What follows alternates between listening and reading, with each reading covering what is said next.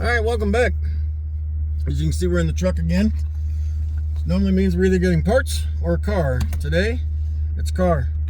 As you know, it's a Plymouth Horizon, and this one here is just inside Kentucky, literally across the river from Ohio, so we're not going into Kentucky very far.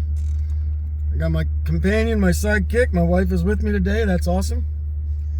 Unfortunately, it's rainy, dreary, windy, and just blah outside. We went from 70 degrees yesterday, where I was out here working in a t-shirt, to now I got a hat, hoodie back on, and yeah, it is what it is. So we got a long drive ahead of us, a long night ahead of us. So we're gonna hit the road and get down there and get this car and get back home.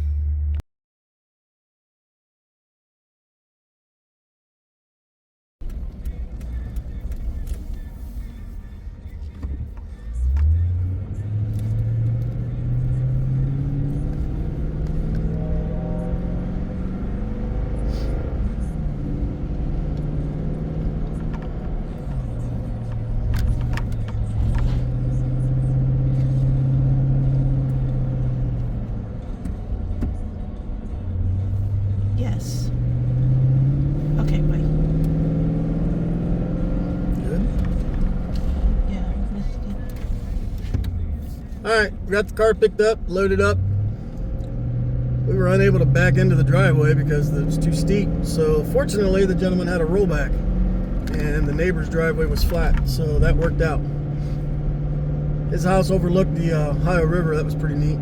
So this little stretch of road was probably our most treacherous, going back the other way. So I wanted to film it for you. The lengths we go through to get these cars.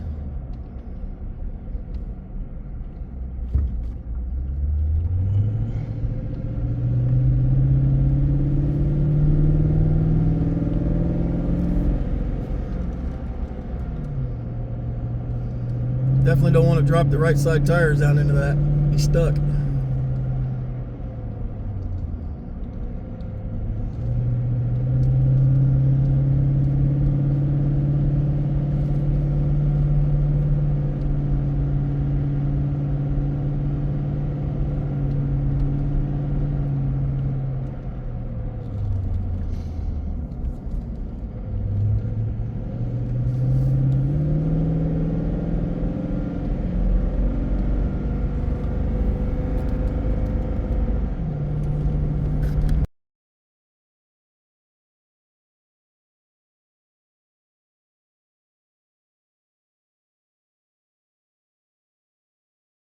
Well, we got home last night. It was after 8 o'clock. Literally had enough time to back the truck in, unhook the trailer because I had to take the truck to work today.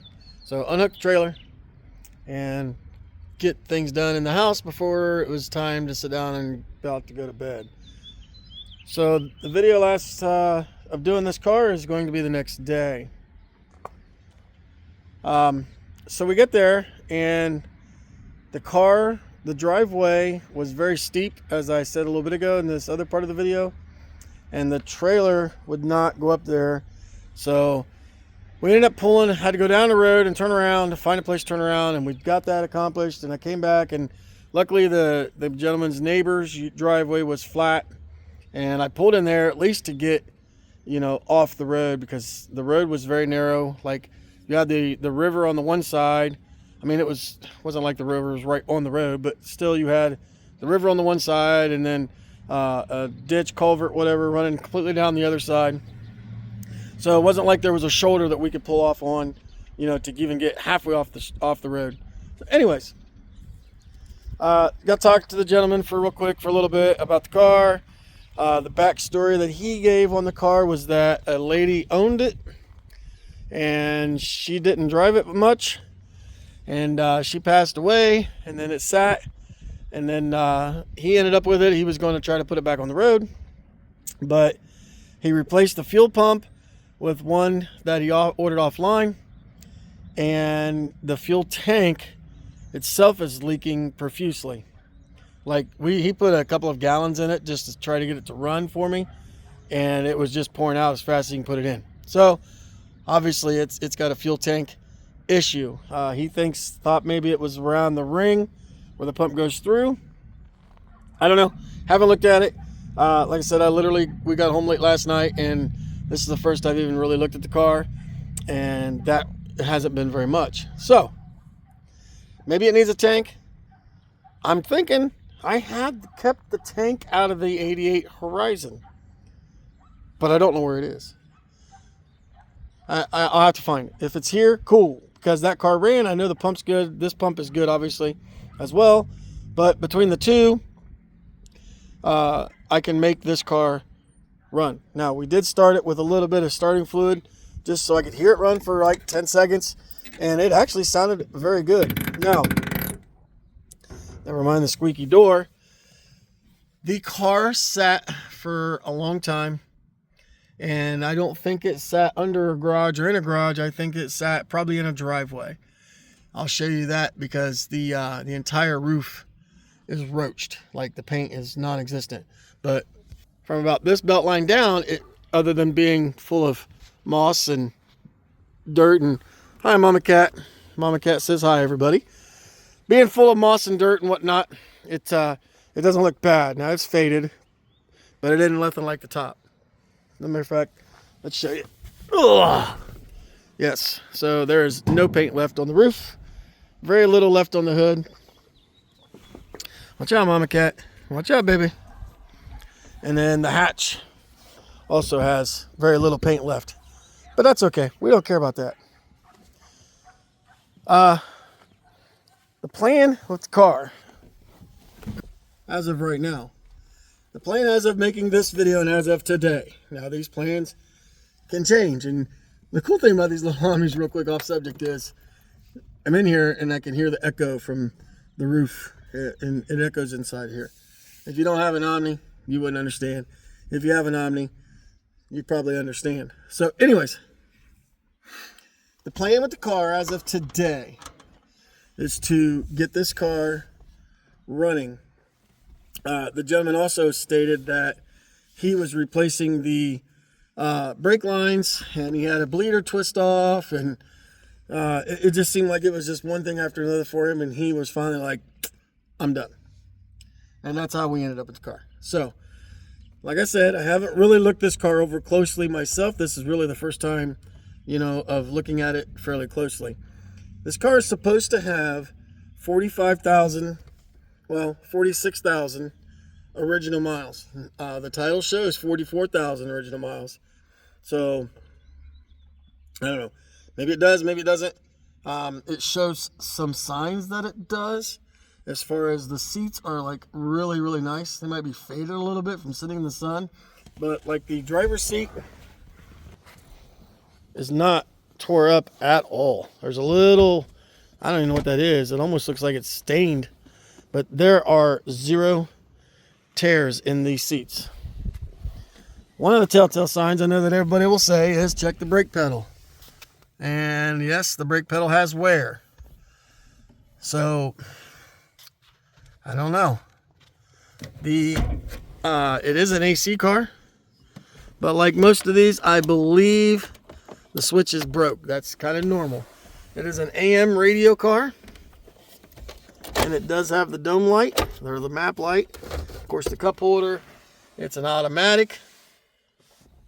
The dash itself is not cracked. There's the Plymouth emblem off the hatch. That over here. I have not even looked. This is an empty box that the fuel pump came in. USMW. I'm sure it's US Motor Works. Probably made in who knows where. I highly doubt it was made in, made in China. Go figure. Anyways, the glove box. The glove box is full of goodies. Let's see what's in here. Got a glare coming in here from the sun. I apologize for that. Let's get this box out of the way. This is a receipt. Try not to show any information on here. I'm trying to see if it shows the mileage. It does not. Does not appear to show the mileage. It's got the VIN. application of title, it doesn't show mileage. So we'll get rid of those. Insurance card, that isn't nothing.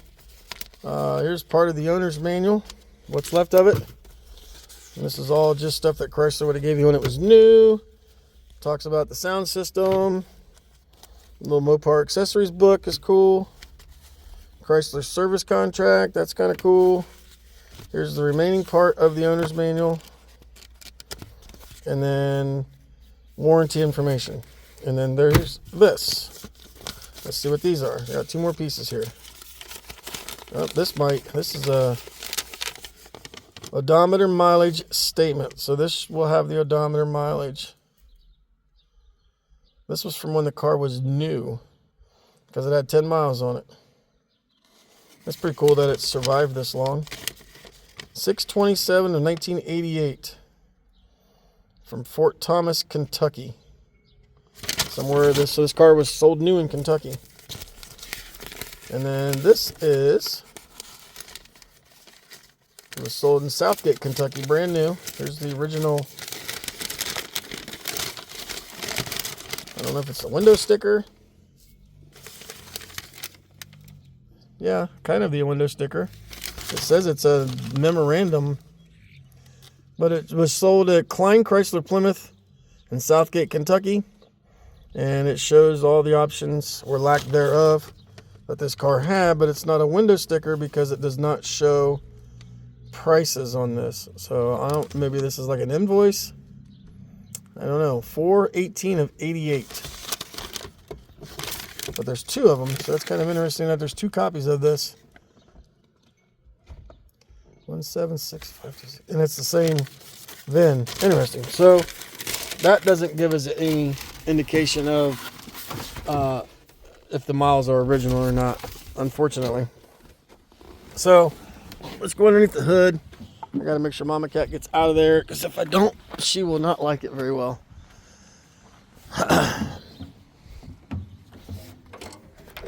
So here's under the hood. Let me get this prop rod put up for you, so I don't have to stand there and hold it. Here's under the hood. Now the gentleman did say that the compressor did engage, but he put some Freon in it and it's leaking out of the condenser. Maybe that can be fixed, who knows. But I'm trying to look and see if there's any indicators of like the original hoses. Nothing stands out with any markings. Like the upper hose doesn't show any markings, but it is stiff. The plug wires, they're grimy and dirty, so I'd have to clean those up to see. I'm not 100% convinced it's a 45,000 original mile car, or 46,000 miles or whatever. But some places, maybe. It's possible. I don't know. I got to go with what the title says at the end of the day. So you can see the new fuel tank or fuel pump. Come on, Mama Cat. The fuel pump's there, and it's leaking. He said it's leaking from around where the fuel pump went in, so it's possible. But there's the bottom of the passenger side. I want to check that where the frame meets there to check the condition of that. Make sure it's not rotted away. The exhaust is still here and complete. The only rust, this quarter is clean. The only rust that I'm seeing is this quarter panel right here. This is the worst part, as you can tell. This is completely gone from here down. It's still got, looks like the original muffler. That's weird that it rusted right here. I wonder what caused that. I wonder if it got damaged maybe at one point in time and that caused the rust. But like the dog legs, where the quarter panel comes down and meets the rocker panel, looks nice. The rockers look nice. Mama, come on, baby. And then this is the driver's side floor. This is probably some of the cleanest floors I've seen in one of these cars. But you can see the new brake line that he ran. Me personally, if I'm going to try to fix this car, all of this is going to come back out. and we're going to run the nickel stuff. The bottom of the driver's door is crunchy but not whole, so I don't know. Plans on the car. Worst case scenario, it becomes a parts car. Best case scenario, I can get this car up and running for a reasonable price. You know, buying parts that it needs, etc., etc. And I can replace that pile with this wonderful car.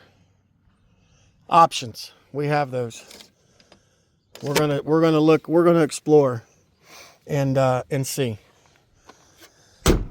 Rear wiper, rear defrost car. Speaker grill's broke like always. Everything is sticky. Like armrest is just sticky, and that's just from years of sitting in the sun or whatever. Going crazy. Want to come along. Got the original keys, which is nice. Doesn't really. Yeah, it's probably been used. Not that it matters. And the ashtray is actually really clean if I can get it out of there. Well, anyways. The ashtray is decently clean. So, I don't know. Maybe it hasn't been smoked in. It's hard to say. You know, and again, it isn't that big of a deal. That's stuck. A cup holder. There it goes. Oh, look. Here's the little Plymouth emblem off the hood. I noticed it was missing. But there it is. It's in here. And then the Plymouth emblem was missing off the hatch, but we already found that.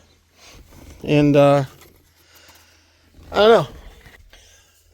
What do you think? What should we do with this car? I think my first step is to finish the Turbo Z Daytona, get it out of the garage, get the garage cleaned up enough so that this can go in, and then we'll evaluate it from there. We'll get it up in the air on jack stands. I don't have a lift yet, unfortunately.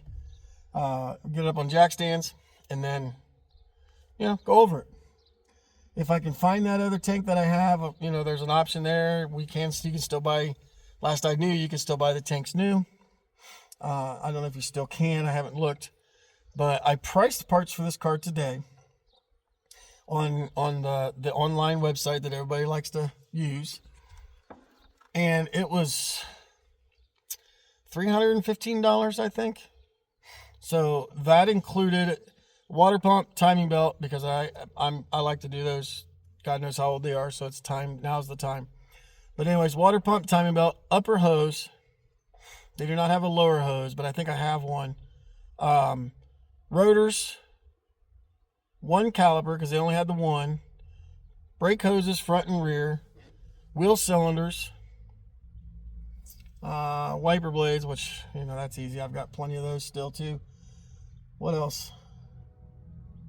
Plug wires was another thing. And then, obviously, we'll have brake lines involved, and then the reason I would replace the calipers, I could look at them and see, but he did say one of the bleeders broke, but I don't remember where he said it broke. So if it's a caliper, then let's just replace it and be done. I'm not lazy, but I'm not going to spend hours trying to drill and tap a bleeder when I can just buy a new caliper and be done, if I can find one. So I did look on the other big online place that everybody orders all kinds of goods from, and I thought I saw the other side caliper there. So I would be into the car with, you know, with the parts would be about $315, like I said.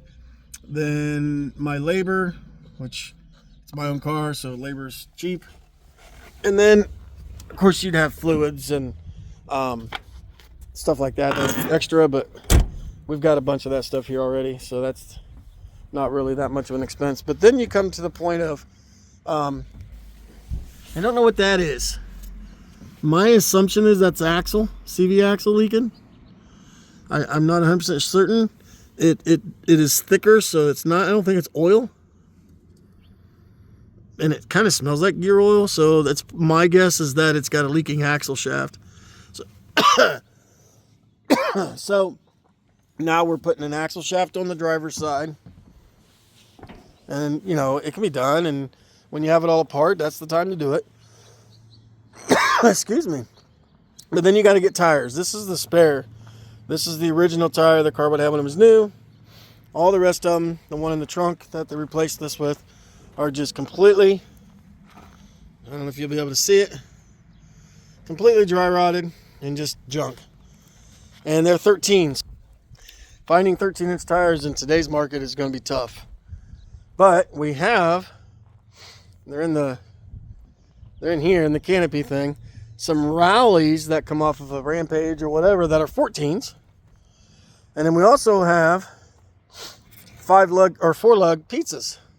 So we have options for tires. But again, that's another expense. Comes up to thing if when, try to get this sit back down because I'm ready to call it a night. When do you call it a quits on this? Like, how much money do you throw into it? It's not a turbo car. It's not a desirable car. You know, being an automatic and obviously a Plymouth Horizon, not an Omni. I can use the driver's side marker light for the GLH because it doesn't appear that it's broke. The GLH is broke. Or I can just not worry about it and leave the GLH the way it is. I don't know. I'm indifferent. But we've had worse cars come in and we've had nicer cars come in.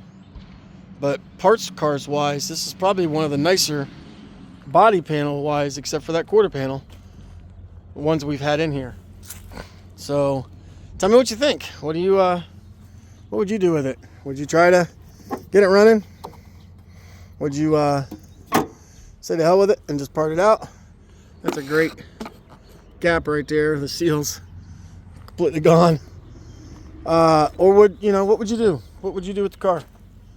I don't know what we're going to do with it. Haven't gotten that far. I said, this is the first I've really looked at it. It's solid enough. It's definitely clean enough. Worst case scenario, if somebody's got an Omni that needs a good body, I ain't doing all that work. It could be done, but I'm not doing all that work. I don't have time. I don't have time for all that work. I've got a hot mess here already. I don't need to keep the hot mess getting bigger. But if I sold the Chevy, that should be enough money, more than enough money, to pay to fix the Horizon. I would have to sell the Chevy to fix the Horizon, which means I'm driving my truck back and forth to work every day. That's kind of defeating the purpose of why I even have the Chevy. But at the same time, that would just look cool as hell with our business logo on it. I can lay the back seat down forever, and it'll probably haul just about as much as that thing will. Probably not quite, because it's more angly than square, but more than enough. More than enough parts can go in this car, if we make a junkyard run. And I wouldn't be afraid to get it dirty. I wouldn't mistreat the car. I don't mistreat anything I own. But yeah, I don't know. So let me know what you think. Let me know what you want to see done. If there's anything on this car you want to see a how-to on, let me know. And I can try to record it if it's something we're already going to do, if that's the route we go. And we'll try, see what happens. I said, get this Daytona out of here, get the garage cleaned up, get it inside, this Horizon inside, and go from there. Take one step at a time. So I appreciate you watching. Like, follow, subscribe, all that good stuff. Comments are welcome. Good, positive, don't matter to me. I'm okay with negative stuff. Tell me what you really think. We'll catch you on the next one.